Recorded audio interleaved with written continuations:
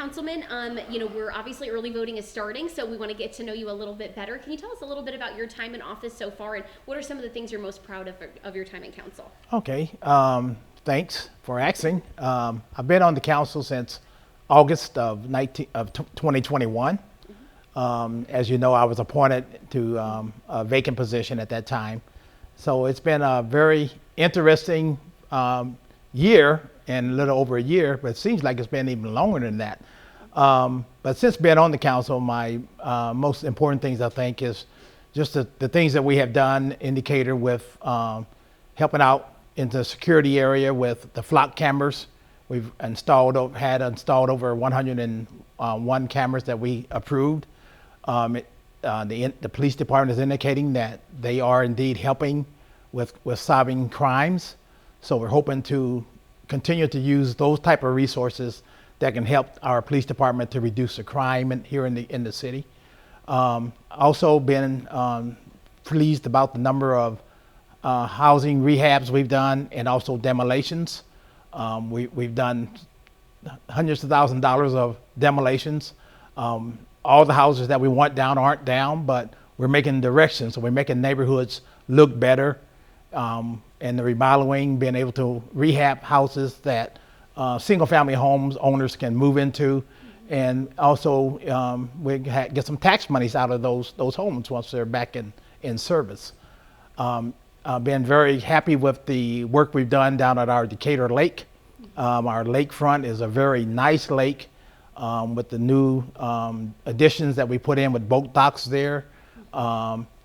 We think we've already had the first 40 filled. We got a waiting list of 40 that's ready to go that they'll be building in this year. So we're happy to show our great lakefront to our citizens and to our other citizens in other states that come to our city.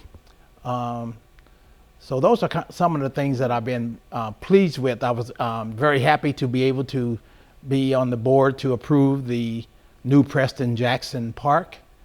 I grew up with Mr. Jackson. Growing up in the neighborhood, we were neighbors. And so I was glad to be able to name a park after someone that not only that I knew, but also I know is a great artist nationally wide, and that we were able to recognize him in his own hometown of Decatur.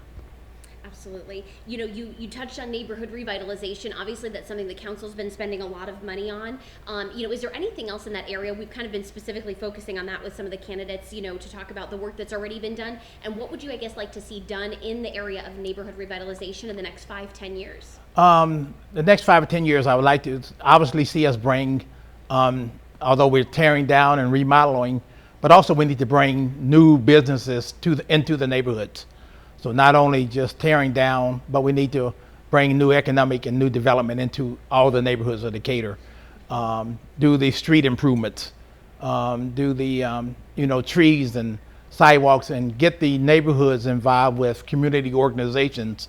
We have some neighborhoods that have great neighborhood organizations, but we need to have those in every neighborhood, and then have the citizens and the homeowners in those neighborhoods take ownership of their neighborhoods and see the things that the city is doing to improve the neighborhood, but also get them to buy in to also putting in, I want to beautify my home, I want to beautify my yard. So if we can get them to take ownership, then those would only in the long run will improve neighborhoods long standing.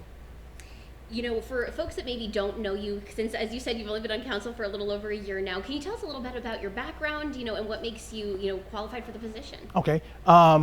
I'm a native of Decatur. I was born and raised here in Decatur. I worked in the field of corrections for 32 years, and in all areas in corrections. And I retired as a chief of staff in the department. So I feel that I have a background, a very diverse background in being able to know dealing with all types of people, all types of races, all types of genders, all types of economic situations, the low income, the high income. So I have an ability to communicate with people. So I think I have the ability, based on my background, to see things outside the box that maybe haven't been seen on the council in past years, and can bring some new ideas to the council and to our city that we might can explore, looking at some things in a different way to improve our city and our revenues. You know, obviously there's 4 of you, only 3 can win the election. So, you know, what do you think makes you more qualified or a better candidate than the others? I think by being on the board for a year and a half, I think the overall respect that I have in our community, being a native of Decatur, many people in the community know me in all sectors of the city. So I think they recognize my integrity. They know that I am a transparent person, and they know that I will fight for all voices to be heard, no matter what, and we'll make the best decision that's going to make our city the best. Absolutely. And just lastly, you know, if you're reelected, are there any programs, initiatives, or projects that you're looking forward to spearheading? I still would like, I know this is probably a controversial issue, but I still would like us, we have to look at bringing new revenue into our city.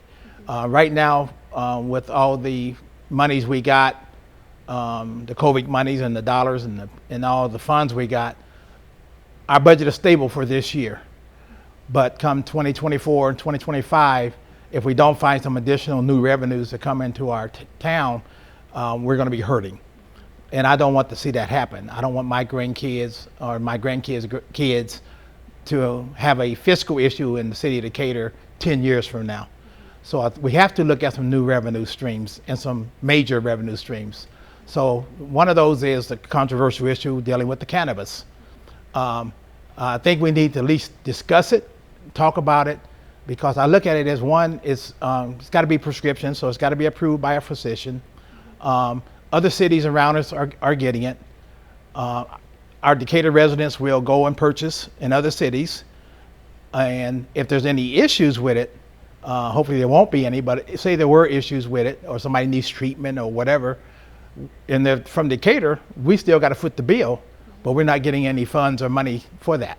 So I think it's something we really need to take a look at, because it is a good revenue stream from what the cities that have it. And the police departments from the other cities appears that they haven't seen any increase of problems based on those cities that have the cannabis dispensaries. So I think it's something that we do need to just sit down and really seriously look at out of the box to maybe bring to Decatur. One other thing I would recommend I would look at is we have a lot of building owners who buy buildings. We got a lot of vacant buildings in the city. And a lot of times the city is stuck with tearing those buildings down, which is thousands of dollars. So I think we need to look at our ordinances and changing our rules so that whoever owns a building has got to put money in for the repairs and removals of those buildings. So we need to change some things to make it where it's not, they can't drop the ball on the city and the city's got to tear them down.